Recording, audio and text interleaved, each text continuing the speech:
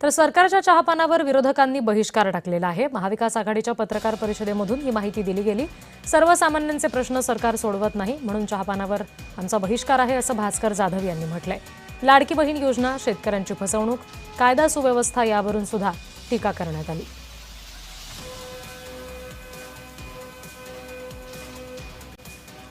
राज्याच्या मुख्यमंत्र्यांचं आपण अर्थसंकल्पीय भाषण ऐकलं असाल, त्यावेळेला त्यांनी सांगितलं होतं की यावर्षी अल निनो या प्रकारचा त्या ठिकाणी नैसर्गिक संकट उभं राहणार आहे।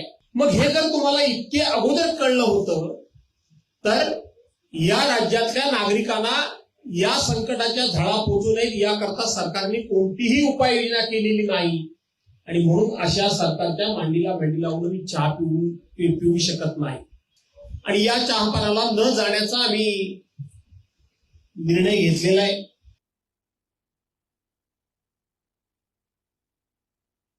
पाण्याचा साठा अल निनो येणार आहे माहीत असून देखील मागच्या वर्षी 31% असणारा साठा 23% खाली कसा गेला हा प्रश्न आहे।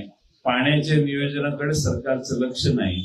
बाकीचे उद्योग करण्यात सरकारला भरपूर वेळ आहे, पण पाण्याचं नियोजन हे सरकार अपयशी ठरलं, त्याचा फटका हा बसणार आहे की महाराष्ट्रातल्या शेतकऱ्यांना आणि पिण्याच्या पाणी पुरवठा अपुरा झाल्यावर नागरिकांना देखील प्रचंड त्रास आता सहन करावा लागणार आहे।